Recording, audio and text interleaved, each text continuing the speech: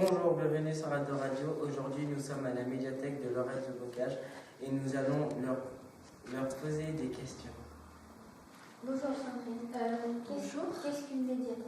Alors, une médiathèque, c'est une bibliothèque qui ne contient pas que des livres. Donc, biblio, c'est le livre.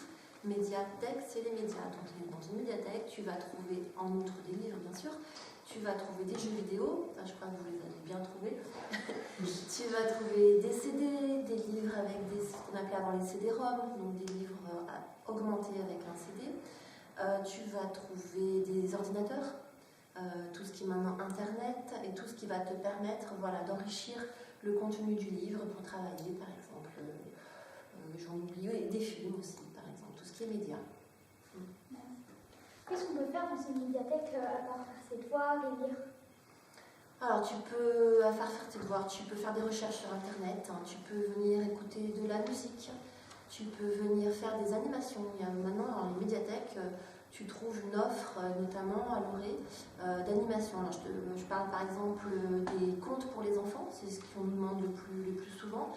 Et tu peux aussi avoir des rencontres avec des auteurs. On a eu Jean-Luc Bizien, Jacques Saussé qui sont venus récemment. Tu peux avoir des ateliers qui sont plus manuels. Il y a un club lecture aussi. Il y a des ateliers spécifiques selon les publics, apprendre à faire son CV. Aujourd'hui c'est un lieu, une médiathèque où tu peux y passer la journée, boire ton café, lire un petit peu, écouter un petit peu de musique, faire une animation. C'est ce qu'on appelle un tiers-lieu, mais je crois que la question est pour après. Quand est-ce que la médiathèque est ouverte? Alors, elle est ouverte tous les jours sauf le lundi, donc du mardi au samedi, le matin et les après-midi. Je ne vais pas donner tous les horaires parce que grosso modo c'est de 9h30 à 12h30 et de 13h30 à 18h avec une nocturne le jeudi jusqu'à 19h. Voilà, donc tu as une belle amplitude pour venir et puis surtout après les cours. Hein. N'hésitez pas à venir après les cours. Y a-t-il une carte d'abonnement à la médiathèque? Oui, alors pour venir consulter des livres ou des vidéos ou quoi que ce soit d'autre, travailler sur ordinateur dans une médiathèque, n'importe où en France, vous n'avez pas besoin de carte pour venir et consulter. Par contre, pour emprunter à la maison, là oui, il faut s'abonner et il faut une carte. Donc pour les jeunes, c'est gratuit. Hein, on a justement avec le collège, tous les collégiens, je passe l'info, c'est gratuit pour vous. Il y a différents tarifs en fonction du travail des gens, de leur situation sociale. Qu'est-ce qu'un tiers-lieu? Alors, un tiers-lieu. Alors, qu'est-ce qu'un premier lieu déjà? Le premier lieu, c'est la maison. Le deuxième lieu, c'est le travail ou l'école. Ceux qui ne travaillent pas. Et le troisième lieu, c'est le lieu où on va régulièrement, ensuite après le travail. Donc, c'est une invention. Ça date des années 80, le tiers-lieu. C'est une jolie expression. Et les tiers-lieux, c'est par exemple, à la base, c'était les cafés. C'était des endroits où les gens se réunissent après le travail.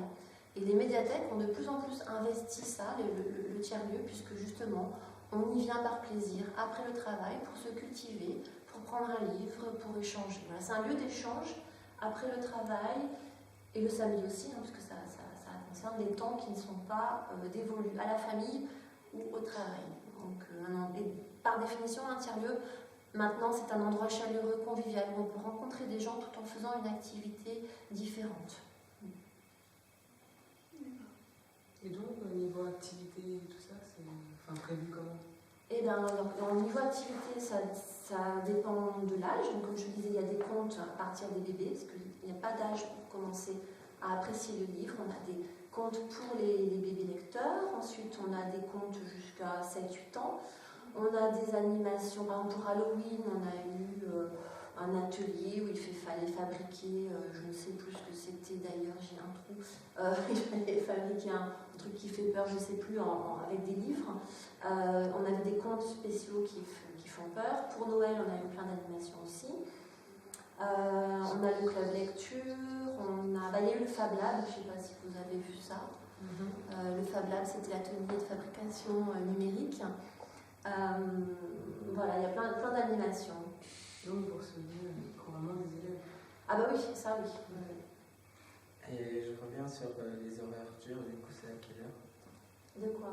Les ouvertures. Je l'ai dit tout à l'heure. Je me dis quelque chose dans le sujet.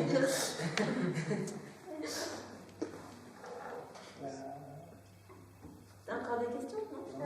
Oui, j'en ai une. Est-ce qu'on est obligé de venir accompagner notre adulte si on est mieux ou pas?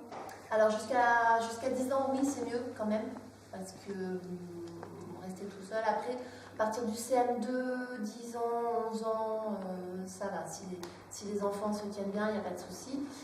Pour le jeu vidéo, je préfère quand même, parce qu'il n'y a pas que le fait de venir seul, évidemment qu'il y a des enfants qui sont en capacité d'être sages, mais c'est bien d'échanger aussi, de venir avec son père, avec sa mère ou avec les grands frères et grandes sœurs, c'est un moment d'échange. Jouer à un jeu vidéo tout seul, le gamin il est là tout seul, c'est bien, mais s'il peut jouer avec son père ou sa mère, nous on a gagné un échange culturel. C'est la même chose pour lire. Évidemment, tu peux venir à 10 ans tout seul, mais si tu viens avec ton père ou ta mère et que tu échanges autour d'une BD, d'un livre, nous, passeurs culturels, on a gagné notre job. C'est vraiment ce à quoi je tiens, c'est qu'on ne découvre pas tout seul la lecture, mais que ce soit une histoire de famille, parce que d'éprouver que si les enfants ne sont pas accompagnés par les parents dans la démarche de lecture, c'est beaucoup plus difficile pour eux. Et c'est tellement plus agréable de venir. Mais par contre, vous, les collégiens, il n'y a aucun problème, vous êtes les bienvenus. Je ne vais pas vous dire de venir avec les parents, au contraire, je crois. D'autres questions? Non. Mais bien, merci Sandrine. Merci à vous, c'est très sympa de venir me voir. Très bien.